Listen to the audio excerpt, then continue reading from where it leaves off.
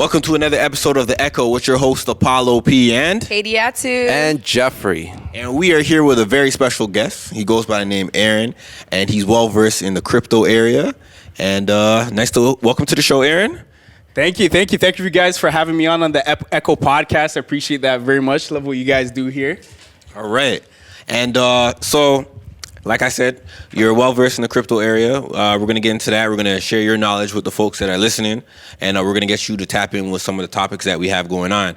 So, how we want to do this? We want to go, talk about Aaron a little bit, his knowledge in the crypto space, or touch on our topics, his opinion on stuff, and then jump back into Aaron's stuff. Like, how you want to do this? Yeah, let's you know what? Like, let's get myself introduce. Get people to kind of know me, see what we're about. Let's do that the proper way. All right. Yeah. So I'm gonna do the Don Cornelius intro. All right, go ahead. I'll do it later. But so like I mentioned when I introduced you, you said you're well versed in the crypto space. All right, so crypto, NFTs, and Web3. What? Webs? NFTs. Web3, NFTs. All right. So first off, let's talk about crypto, because I think that's one of the biggest things that people want to get into, people want to understand, and a lot of people are making money from it. But many people are very skeptical of crypto. First off, how'd you get into crypto? Yeah. Yeah, so ironically enough, I got into crypto, just like most people, friends and family is usually what it started off as. So around 2017, my girlfriend and I we went to her cousin's house basically, right? And they're from Quebec. And at that time, he was running a Bitcoin mining operation. And I was so intrigued by this because at first when they told me about cryptocurrency, they showed me how they used it and how they accessed it, and I was like, what is this magical internet money? I was like, this is insane. You know what I mean? They're showing me how it was used live.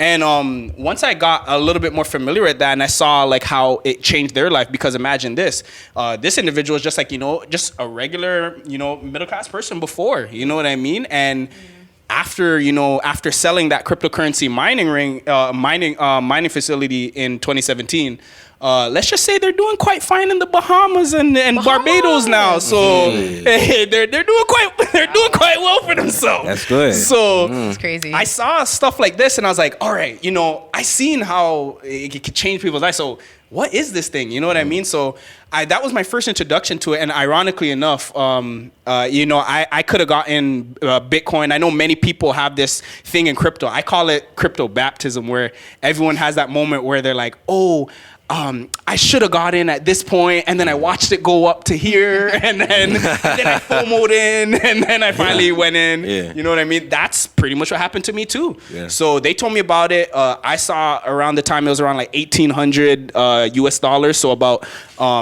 just over 2.4 Canadian, $2,400 Canadian. But at the time, I didn't really understand it, right? And I thought it was like a stock, just like anyone else. And I was like, I can't afford $2,000. This is gonna clear my whole account. You know what I mean?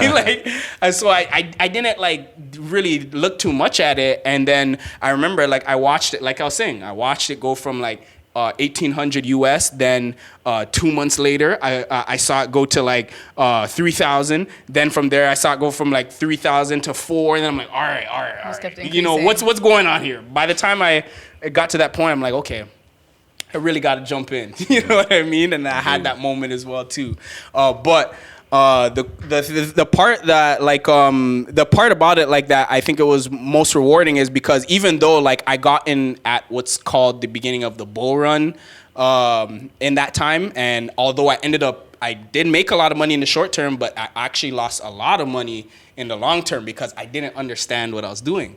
And but what happens to most people is typically when they lose their money, they say, all right, this is a scam. I don't want no part to do with this. Sounds I got finesse or whatever, right? But what I did, I got humbled and I said, all right, you know what? Let me kind of understand this thing, you know what I mean? Because there was no reason for me to kind of jump in without kind of knowing what's going on. So I said, all right, I got humbled, let's learn. And that's kind of where my crypto journey began. I pretty much went down the metaphorical crypto rabbit hole from there, right? So this was like 2017. You know, I ended up losing majority of the money by mid 2018, and then from 2018 onward. Luckily enough, like, you know, I still kept skin in the game, and I started to research more. I started to watch more videos. I started to read more articles. I started to just really understand what was going on. And from there, I also started to understand our financial system as a whole, like how money works, modern monetary theory, how the banking system works, what is money in general, right? Yeah. Just understanding the actual concept of money, history. And I just went and did my 10,000 hours from there. So we're at the point now where, you know, we're about 4 years later from that point. I've been able to, you know, I guess become like a crypto educator in some sorts. And I work like full time in the space now. Like, you know, I've been doing that.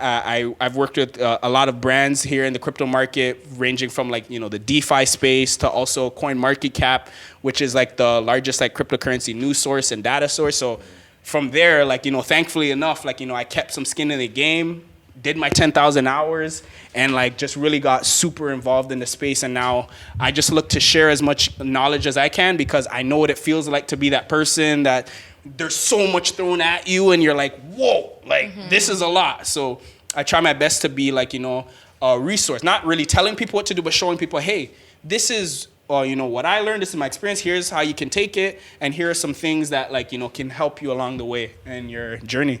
Right. Yeah, and you did say that there's a lot, and I guess as somebody, how do you get people to get started into that? Because I think one thing for sure, a big part of all this is financial literacy, and I feel like that's something that wasn't really taught in schools. And for someone like me, I look at all this and I'm like, whoa, all these numbers. I'm starting to realize financial literacy is not that hard. People are stupid. But like, keep on going. Excuse me? Cut the camera. No. I think you can expand on that, because Yeah. I think I kind of see where you're going with it. I wouldn't say that people are stupid. Oh, I'm like, where do you see I it would say going? that we're so miseducated, and we have so much people that act like they know what they're talking about. So then they appear as being stupid. You see how he phrased it? Yeah, exactly. Thank you. I just take notes. Hey, man, That's all I'm gonna say. I'm the guy that's I'm the guy that's going to do it for you, man. I'm going to do it for you. Hey, trust me, I noticed, like, I'm kind of rough. I used to be rough around the edges. Yeah, You know I'm going what to do I it, mean? man. But like, granted. But I took the meat. Yeah. I took the meat. Thank you. Aaron, reformed what I said, rebranded it. Yeah. Made it more palatable to the more people. But like, let's go back to what Jeff said, because he did say this financial literacy isn't taught. All right, let's Let's dive Yeah, into yeah, it. yeah. unpack that. Continue Let's unpack that. Well, I just What wanted you to know mean. because, like, I don't know where to start, literally, because I just feel like I am, quite frankly, kind of dumb when it comes to all this. And Exactly I wanna what I understand- said. Well, no, I just didn't want you to say it. Exactly I what didn't I want said. him to say it. I can Thank you admit for it. proving my point. Listen, Jeff, you idiot. Let Jeff continue. Let Jeff continue. it is important to understand financial literacy and Yeah, what's yeah, going yeah. on, and I feel like I don't even know some of the most basic concepts. Yes. So how do you get started in all this, and then where does crypto fit in that timeline? Okay, so in order to be essentially financially literate, I recommend this book to everyone. Honestly speaking, this book easily changed my life. Easily, Rich Dad, Poor Dad. Yeah. It sounds book. corny. A lot of people in you know the finance bros and all of that stuff, they love to talk about that book. But when I say it's a fundament. I feel like that's a financial literacy and entrepreneurship Bible, right? If you want to understand the basics of financial literacy, all it comes down to is essentially understanding an income statement and a balance sheet. All an income statement and a balance sheet is pretty much like your balance sheet is pretty much your assets and your liabilities. Assets, all there simply are, assets provide you income, right? Simple as that. Anything could be made an asset. You know, you create a business, that's an asset. You invest in a stock, that's an asset. You know, you have a social media, you make sales from it, that's an asset, right? But what happens is a lot of people in our society, they get caught up in liabilities, right? So Buying a car. things that take away Yeah. money every month, and it's a monthly obligation to pay. So it's something that takes money away from you, and you have a monthly obligation to pay. So this includes taking on car loans, Financing.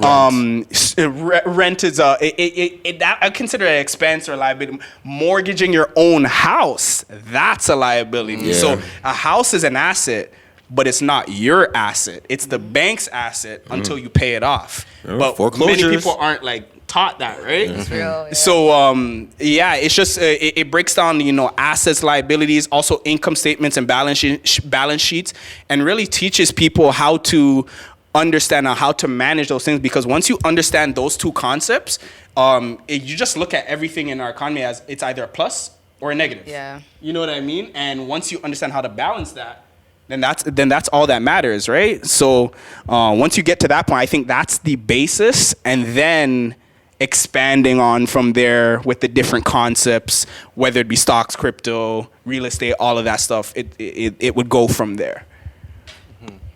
If you're an accountant, you would know this as well. Oh, for sure. Exactly. Exactly. Taking me back to accounting days. Yeah, saying. 100%. That's what I'm saying. So you want to learn It's basic true. financial literacy, you go take an accounting class. Yeah, to take that accounting class. There's and if you don't want to re-enroll back in school, because I know some of us hate school. I hate school too. What you can do is there's plenty of games that kind of talk about that topic. So you can honestly, it sounds corny enough, but Monopoly is one of the best ways to learn financial literacy. Good point, actually, I'm yeah. being so serious.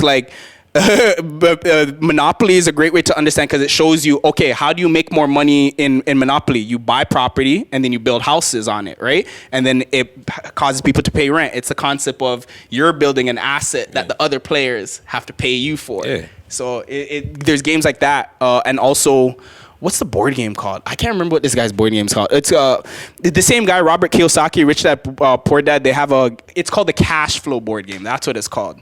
So that's another way to learn as well too. They have free, quadrants? yeah, Cash Flow Quadrant. That's another book. After you take care of Rich Dad, Poor Dad, definitely recommend Cash Flow Quadrant. But yeah, everything in baby steps. You know what I mean? We can't jump from everyone wants to go to point D, but you have to start at point A, right? So Start from the basics. start from the Exactly. basics. Selling drugs is a great way to find out about finances. Get co-signment, getting consignment, not getting consignment. Honestly, though.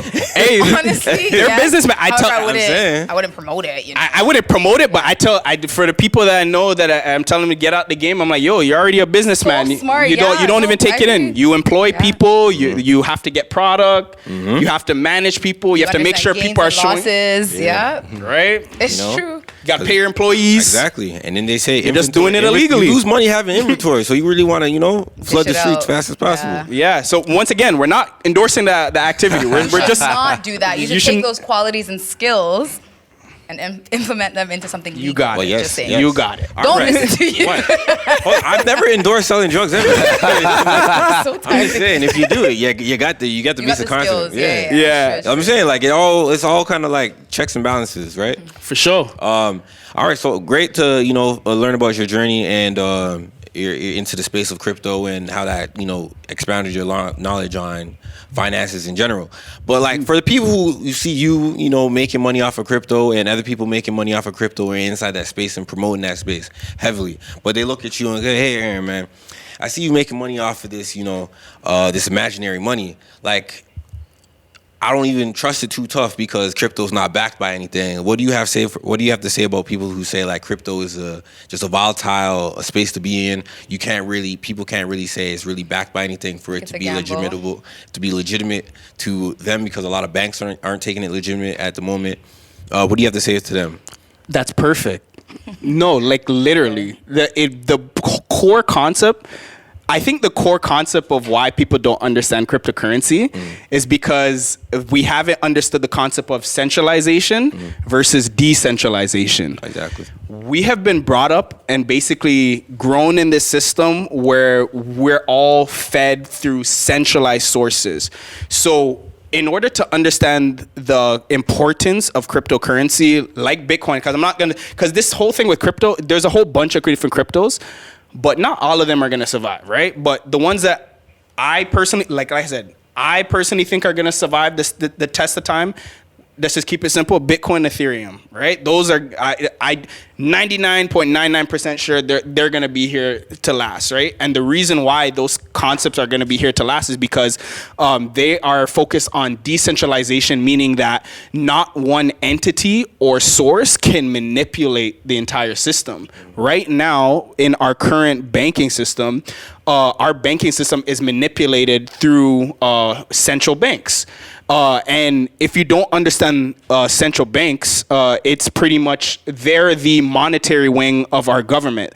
Yes, they're not technically a part of our government, but they are, because our government is essentially commissioning them to create more money in a sense of like this. So I'm trying to find the best way to simplify it, but pretty much the reason why I and many others see value in Bitcoin and Ethereum is because if anything were to go wrong with the system, it takes multiple points of failure for it to occur.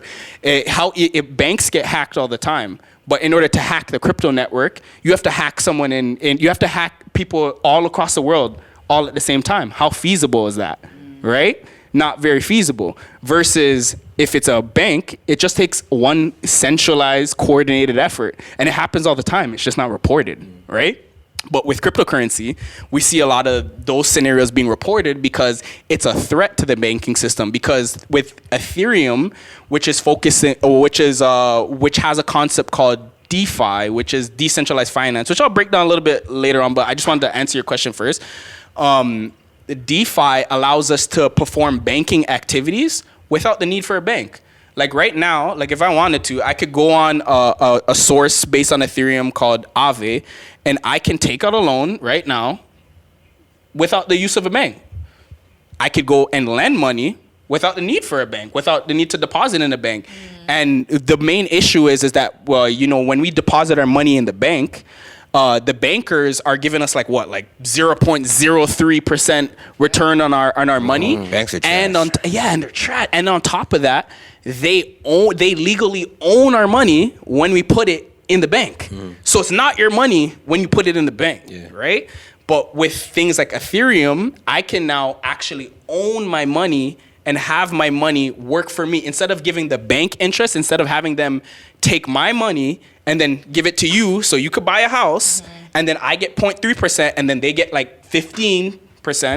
Now I can get the 15% for the money that was loaned, because I'm the one that loaned the money, and then someone else puts up the collateral, and so forth and so forth. So just kind of, I'm trying to keep it very simple there, but I think the main thing for understanding the value behind cryptocurrency is understanding centralized banking, decentralization, DeFi, and also modern monetary theory, which to keep it quite short, long story short, our monetary's value is losing value at the moment. So you notice how like gas prices and stuff are going up, groceries are going up, and we think that's just a part of inflation, no? Inflation, right? But you want to know how inflation occurs? It's because our monetary supply, so our Canadian dollar, they're increasing the supply of the Canadian dollar by metaphorically printing more money. So like when they say, oh, we're giving out $1 trillion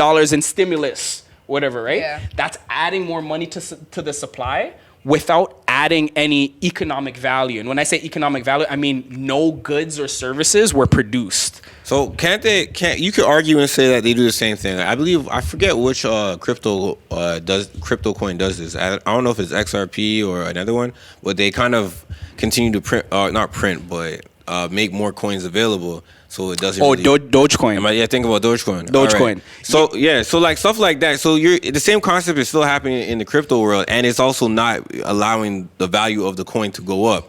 But also, with that being said, like I mentioned when I was first asked you, like the crypto space is so volatile. Like things can go up and down, and over the summertime, people got hurt. People were hurting. A lot of pockets got hurt. Yo, I was one of those people. My pockets got hurt, and I was like, yo, crypto, man. This shit, I am out, man. I went back to the old trusty. I went back to the stock system. I was like, crypto. Let me hold on to something steady. You know, it's like crypto is just that white girl you meet in high school. You don't want to. that shit spicy. That shit spicy, but like, hey, Yo, you can't. It's spicy, but you can't wipe it. Can't wipe it. You feel me? So I went back to the stocks. Another issue. That's a whole other topic. I probably should have never said a white girl. I should probably should have never said a white girl. That's a whole nother topic to unpack. I should have tried. Save yourself. Yo, Salute to all the oh white women out man, there. yeah, but I totally understand where you're coming from, and the reason why cryptocurrency is so volatile is, think about it like this: only 0.8% of the world uses cryptocurrency. Yeah. That's less than I think it's like just over, now it's just over 600 million people. So only 600 million people in the world are using it. Obviously, we're in an early standpoint. There's going to be volatility. But the thing is, people think volatility is a problem.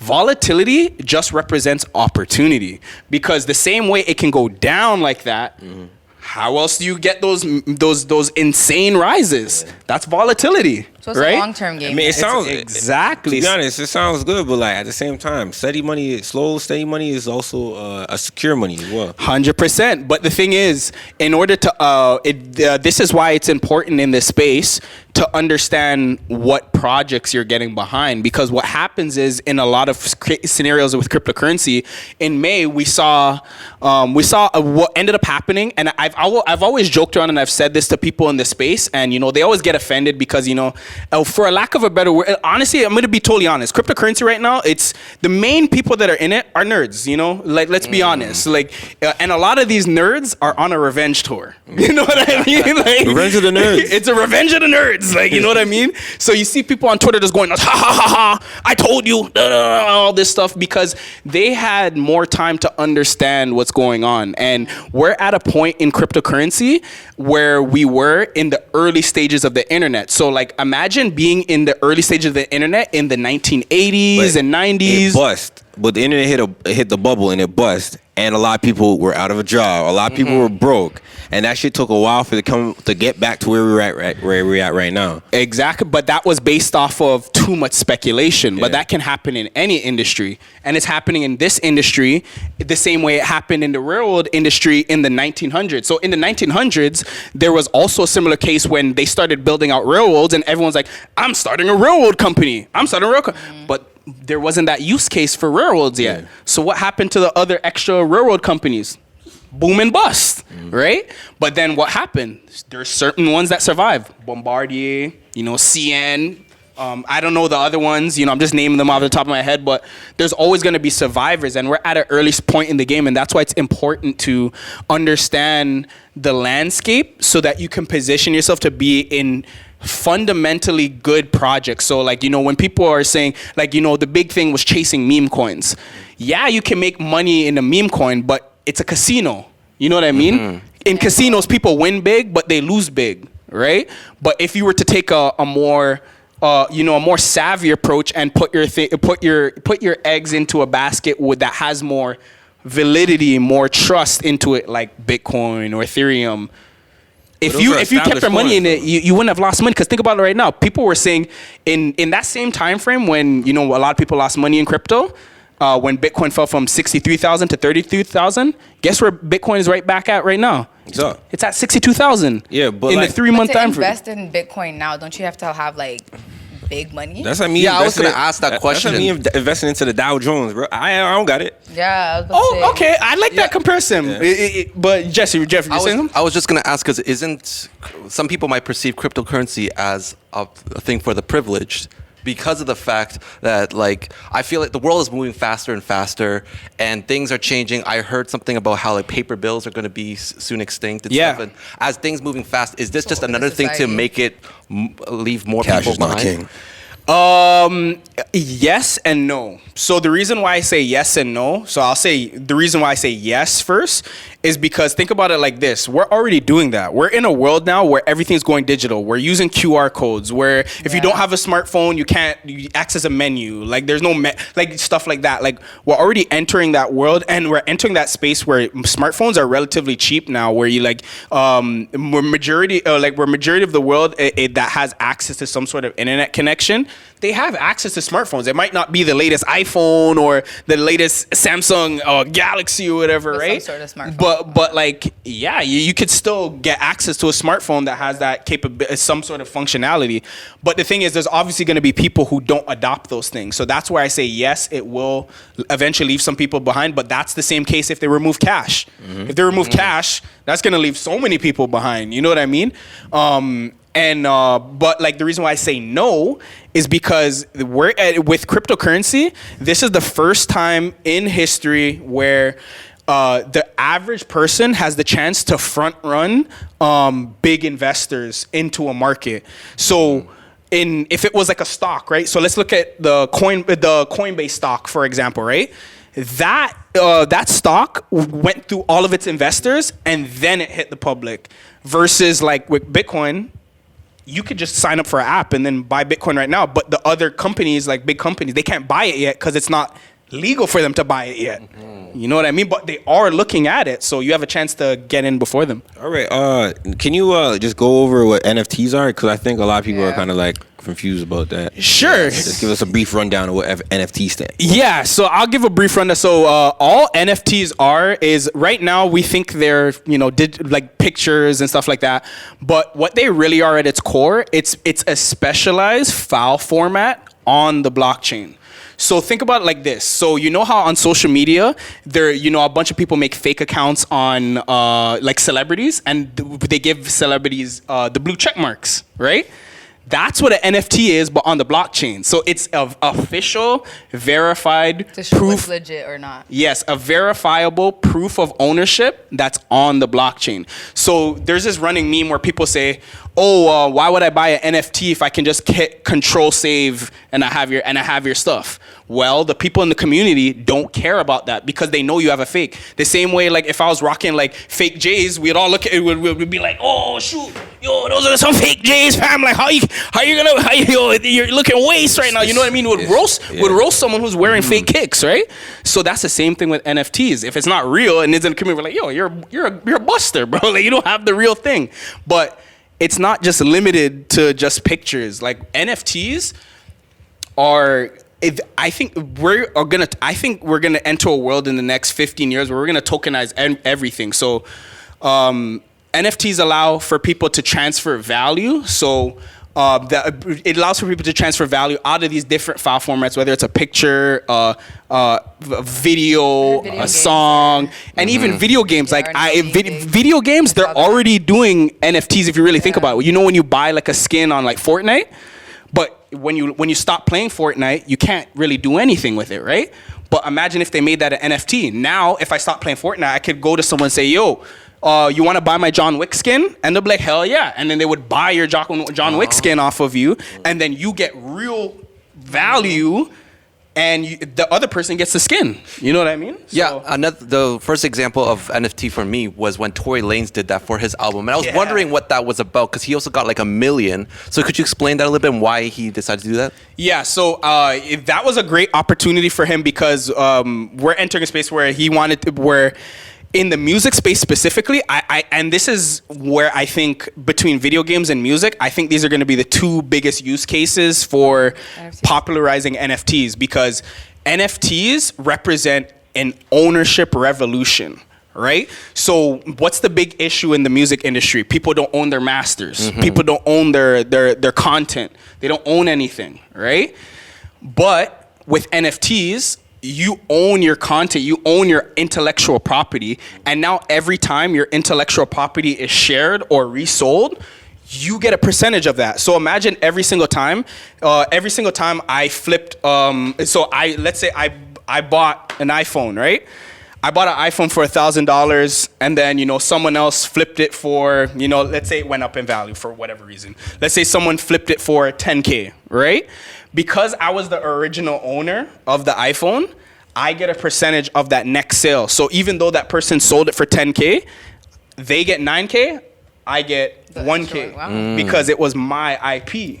So that's the reason why Tory Lanez did it, because he's one of the few independent artists, and the other artists, they're all hating on him because they can't do it. You know what I mean? So they're hating. I guess the one thing with music though is that the fact that a lot of artists, their first amount of sales are within the first week of their release of the record. So when it comes to NFT, it's kind of hard to believe that how can someone who do music really make money off of people selling their music when a music catalog is really only appreciated within the first 3 weeks, and someone doesn't really necessarily see the value of flipping that album that came out that particular week to someone else, unless it was something like, let's say when Wu-Tang put out that special album and Martin Shkreli or whatever his name, he bought it for that $1 million or $4 million. That's something where if it was inside the NFT world, that would make more sense for an artist. But when Toriele's case is, he was able to pre-sell the album like up to almost close to close to $1 million, then he was able to make money off of that. But to say that 1 million people are going to resell that album down the line off of NFT, I don't necessarily see it. I think he swindled his fans 100%, respectfully. But since we're on the topic, of music, that kind of just segues into our next topic. For sure. Let's talk about NorthSideBenji. Yes. So this was the highly anticipated album from somebody who a lot of people from this area consider to be the next. He's from Brampton, right? Is he? Yeah, that's why everybody was Yes, sir. Brampton, Say stand word. up. Yeah, he's from the ends. Say less. From the ends. Man, I say he went to EC. If you're from the ends, you know what I'm talking about. What's EC? If you're from the ends, you know. You know what he's talking about. If you're from the ends, you know what I'm talking I'm about. not from those ends. Yes, sir. So the project is called the Extravagant Collection, and I was wondering if you guys listened to it. What are your thoughts? I'm gonna be honest with you. I didn't get to listen to it. I'm gonna be honest with you. I didn't get to listen to it. No, I thought it was pretty good. Like the first time I heard of NorthSideBenji was actually when I heard his freestyle for Fire in the Fire in the Booth. Booth. Yeah, I was like, oh, this guy's actually like really good. So The best rapper coming out of the city. Bar none. Shout out to Brampton. Okay. Bar none. Bar No, none. it was good though. I enjoyed it. Top to bottom, I enjoyed it. Did you listen? Yeah, I didn't get a chance to listen to it yet. I've kept up with his older material, but I haven't gotten the chance to check out his new material yet. Yeah, so you mentioned that he's the biggest artist to come out of this. I never said bigger. Sorry, I said he's the going to be. He's going to be. I said the best. He's going to be the Don't best. do that. He's the best coming out of the city. Oh, okay. Bar none. Why do you think that? Because his flow, his delivery, his mic control, his presence when he drops an album, drops a single, it just sounds very, very cohesive, very well put together, quality. That's why he doesn't drop that much music over a course of like. When he does, it's quality, high quality. Yeah, you know what I'm saying? quality So over quantity. you could compare it to any other person that is coming out of the Toronto or the GTA, and you could go like, all right, NorthSideBenji than that person, better than that person, that person, that person, that person, that person, that person, that person, that person. Well, I think this is a perfect way to segue to just I guess we were having a discussion earlier about like the music scene in Toronto and where he fits in that. Is he a representative of like the sound in the city or no? He's unique. Whatever you think the Toronto sound is, NorthSideBenji is not. It's not that. It's not. It's not Yeah, that. yeah, I can definitely agree with that. Yeah. Like Toronto right now, we're in a weird phase where I would say like everyone equates the Toronto sound with like our Toronto drill. Yeah. You know what I mean? Like we have Toronto drill, you know what I mean? But like we don't classify it as such. Yeah. You know what I mean? But it is drill music if you take it in, right? But the thing is like what I noticed out of the artists from the the GTA and everything, it's just like it's people trying to find elements of that and spin it and make it their own. You know what I mean? So I think we're in a great time of like creativity because everyone wants to get away from what everyone perceives as the norm now. Mm-hmm. That's a fact. I agree. So are we still trying to find an identity? Like, are we still trying to Like, find? what is our sound? Yeah, because like I like to when I look at music, you think of Atlanta having their own sound and other cities having their own sound. Like, does Toronto or do we even need a sound? I guess. I think we do have our own sound. I think we have our own where our music is only palatable to like people that live here across Canada and the UK. In terms of like when you try to think of like bigger, because all artists that are from here want to make music, they want to be worldwide, and the best place to be worldwide is in America. So they go there. Exactly, but like for us to transition over there, you have to be palatable to the American ear. So if you make songs like The Smiley track, where everybody came from him. people came from him. You want to say like any other Toronto rapper that Pressa. I mean, he's so We'll see. I don't know. I don't think he's really like making waves at the U.S. market like that. I think him dating Chloe Ray boosted his career by tenfold. Yeah. So whether it was for love or business, smart move. Exactly. So it's like because the thing is we have our own slang, right? And people. as an American, you got to think as an American as your market, right? I don't want to get too much into marketing, but you guys like the Americans don't necessarily have like there's 50 states. They all have their own dialogue and lingo and slang and everything. Like you got to understand, I got to go through 50 states before I go over to a different country and go like I want to learn their slang now. That's true. You know what I mean? So, you know, you have to whatever as us Canadians, we have to make music that's palatable not only to people over here but people in America as well and people to the UK. But if you're trying to do the straight Toronto sound, obviously you could be able to click up. You can make a nice songs with Gigs, Skepta. Yeah. You know what I mean? you could be big out in the UK, but like fans in the UK don't even want to be big out there. They want to be out in they want to be in the US you know too. So nobody's trying to go to the States. Exactly, because that's the biggest market. So how do you make it more palatable? Is it like dropping the slang, or is it you sound American? That's what sound American. That's what I would even call it sounding American. I would put it in a sense of like just like it's usually like song structure. Like I would say Toronto, like I guess our unique sound is like a blend of 808s, R&B, and like, you know, some and obviously mix it. I don't want to say it's Drake, but it's just like A mix of Drake? Yeah, it's just being versatile because like he kind of popularized, you know, singing and rapping. You know what I mean? Drake sounds American though. That's true. He is a chameleon. He can sound American. He can sound like he's from UK. His Spanish was bad. Jamaican was bad, but it was passable. Arabic, oh Drizzy gosh, they were just amped to let him speak Arabic. So I like that was bad. You were fucking with Habibi Drake? No, Nah. Habibi Drake and South London Drake was not my favorite Drake. Oh no, South London was fire. Not my favorite Drake. Unknown D? You didn't wear one Drake like that? Like man, honestly, I believe Drake's though like would easily like one of the greatest artists of our generation. I just want someone to challenge him. I'm tired of him not trying. I'm tired of this guy he's not living trying. up to his potential. Yeah, you can tell he's not trying, but it's still good. Like that's the crazy part. So imagine like it's like Steph Curry. He's in his he's in his shorts. He doesn't even take off his track pants. He's just putting up like half court shots. Oh yeah, like you know what I mean. Like, but they're going in. You know what I mean? They're going in, but it's not like Steph Curry when he's cooking. You know what I mean? Yeah, Like, motivation I think is a lot what he's lacking. But I think one of the things you were talking about in terms of people trying to like I guess mimic what Drake is doing is kind of like I think more production choices. Yeah. I think a lot of the Toronto sound that I've listened to is a lot of atmospheric and you know very get you like in the you zone. feel like you're going on space or something. You know? Yeah.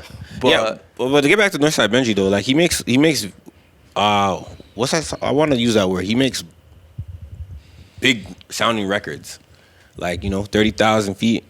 30,000 feet up. That was a good one. That shit sounds big. It sounds well produced, well put together. I'm gonna come back next week and I'm gonna talk about NorthSideBenji after I listen to the extravagant because he sounds rich on there though. He sounds like a skinny Rick Ross.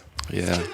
You know what I mean? I'm Skinny Rick Ross. Yeah, you got to give it at least 2-3 playthroughs before you give a full eval, you know? Exactly. Well, I'm saying he comes off like a skinny Rick Ross because Rick Ross does the boss talk, the expensive talk. That's true. You gotta like that. But we also have more other artists coming out of Toronto that are making sounds. I think we make more sounds for our singing than we make for our rapping. Mm-hmm. That's true. 100%. We have RealestK who went viral. He had a song that came out 2 weeks ago. What's it called? Welcome.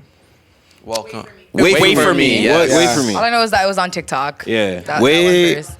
So it has like 2 million views or a little over 2 million views. Yeah, it went nuts. It went nuts. The video went nuts on YouTube and everything too. And so people are looking at that and going like, oh, who is this guy? What's he about? The music that he's making? Are you guys listening to any of his other tracks or just Wait on Me? Or what's your thoughts on him? Yeah, I went through all of his stuff, and honestly, this is pretty legit. Like I'm excited to see. He's 17 years old. Mm-hmm. Oh, so he's young. He's Oh man. So yeah, like this guy has tons of potential. I just hope that he doesn't get swallowed up by labels and just understand that he's built something on TikTok. You don't need a label, fam. Like you went viral on TikTok. Just go the independent route. Yeah. Drop your music. Work with people because like this guy has talent. You know what I mean? And I don't want to see him become another sweatshop worker. I'll put it like that. I actually believe in this guy's talent, and I feel like if he signs to someone, he's in the sweatshop. He's in the sweatshop. Way to put He's it. just a feature man. That's about it. But I think if he goes that route, goes the more independent route, I think he can really like be something out of here because he has fans now. He has fans now. You should peep the support. He has I fans. find that a lot of when singers kind of blow up or they get like a nice buzz, they tend to end up going super mysterious and kind of like taking a break and then trying to come back and revitalize what they have. I don't know why, but that seems to be like the norm for a lot of people, especially coming out of like Toronto and stuff like that. They kind of go, they got a buzz, they got a little spark going on.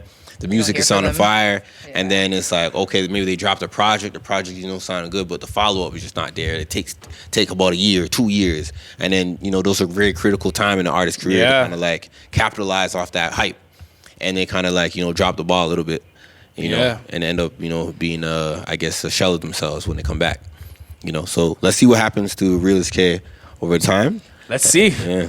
I'm excited. Okay, so K Showtime. We talked about him like 2 weeks ago. Yeah, he was posted with Drake at the Raptors game, Yeah. courtside.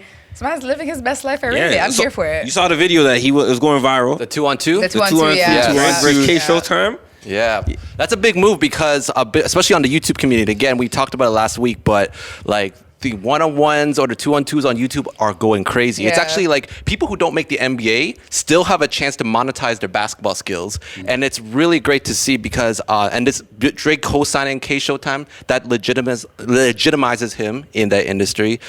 People like Flight Reacts, Cash Nasty, all of them. That community, there's so much potential, and he's only going to blow up from here. So good on him. Yeah. That's facts, and he's young too. Like, man, like honestly, like I just appreciate because like he puts out entertaining content. I'm not gonna lie, I watch his stuff and I'm just there laughing. I'm just like, yo, this kid is wilding. Like, yo, like he's wild. They be But he's a hooper though. He's a hooper though. So I'm excited to see what comes out of it. You know what I mean? We're gonna see him on Baller's Life a little bit more, House of Highlights more. So it's gonna be fun stuff. You think Drake could ball though? He had some shots. No, I was watching the whole thing. This guy can shoot. Drake? Yeah, he can shoot. He has all the time in the world. He's got these trainers and All the time. He's supposed to be making music. He had all the time in the world. He's enjoying life. Where he lives, like he has a whole gym. Man. Yeah. Drake is running For a side whole missions gym. at this point. So Yeah, but like I think that was really cool because Drake has never like he's collaborated with YouTubers before. He collaborated with 4Y'all, and to collaborate with K Showtime, it just shows that he's very attentive with the talent. he's in the scene. He's in the scene But big time. we always knew that about Drake. Yeah. Also, if you're watching it, it's Drake's birthday today. He turned big Happy 35. Big 35. Big. Jeez, he's 35. That's crazy. Time flies. That's old. Yeah. Time flies. Time flies. Oh, no pun intended. I did. Said he co-signed K Showtime because he was monetizing his time and like showing kids that they can do stuff with their time that's legal. And Yeah, and I think that's what I appreciated about it most. Exactly. K Showtime is not rapping, and he can't rap. So I really appreciate that. He even said though that he doesn't even care about ball. Like it just happened that the video blew up and like now that's his route. But he's not like he doesn't really care. But He's gonna drop it then. He's gonna eventually drop it. I don't think he's gonna drop it. Not right now because of the fact that like his basketball team. So there's this whole because of that big video with Ken Wilder. Yeah. There's this whole competition between Canada and U.S. A lot of these U.S. YouTubers are watching. They're like, oh, I didn't even know. I think for example, Cash Nasty was watching the video. He's like, I didn't even know there were black people in Canada, and he was freaking out like. Yeah, no, that's legit though. Like, yo, sometimes I go to my cousins in the States and they say that they're like, yo, y'all got black people in Canada? Yeah, and it Y'all was, got Canada? he didn't know there was a hood. Like, what? No, they really no. do. They Like really how do. you said, Drake sounds like. Yeah. Yeah, but those videos, I don't know if you watched the other like games that he plays. They're intense as. So his whole team, his whole squad is now trying to challenge the best American basketball players. But you know, funny enough, his videos kind of represent like, yo, how ball is really like. Yeah. Man's really do get like that intense. Like, in real life. like, Yo, like it really be like that. They're disrespectful. They're touching each other's heads. They're trying to fight. It's That's crazy. how it really is. But that's how it is. But It like, really is like that. it's so funny because it's like.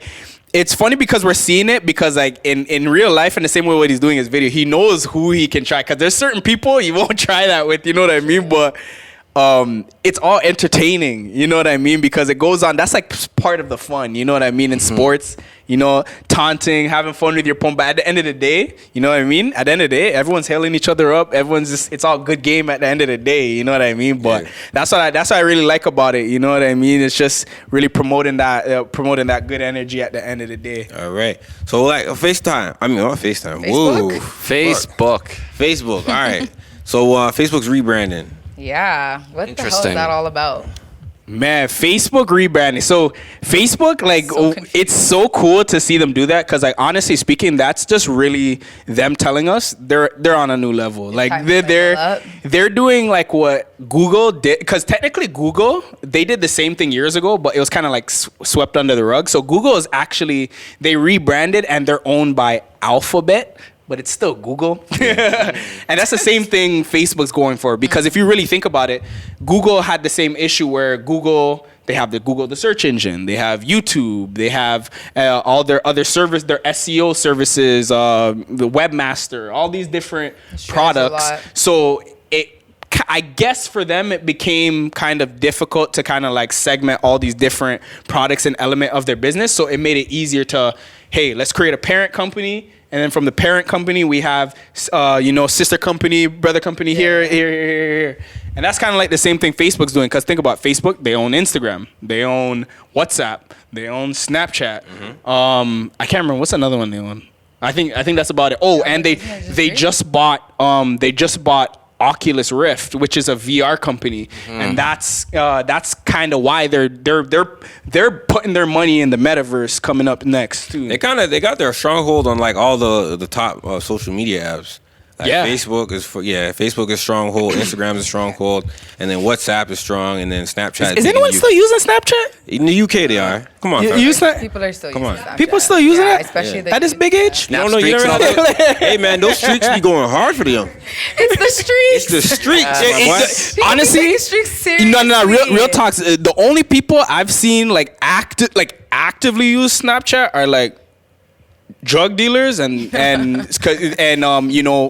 thoughts, male and female. So That's in the UK. Premium Still on Snapchat. it. Premium Snapchat? Nah. People should. That's dead. still a thing. Dead. That's still a dead. thing. That's dead. You got there's OnlyFans.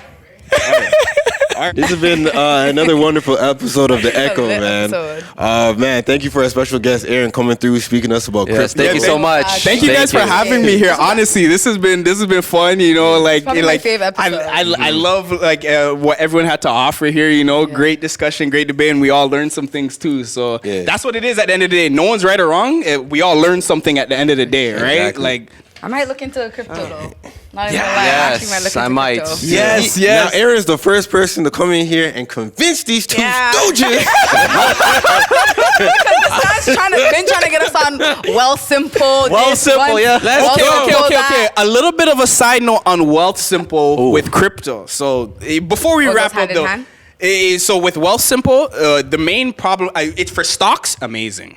For crypto, problematic. The reason why I say that is because they don't let you own your crypto. So technically, when you buy on Wealth Simple, you're metaphorically renting your crypto. Yeah, you get the profits of what you buy or sell. But let's say if I wanted to take my crypto off Wealth Simple and send it to, like, remember the ledger we were talking about? Yeah. You can't do that because they own your keys. So in crypto, we have a saying called not your keys, not your coin.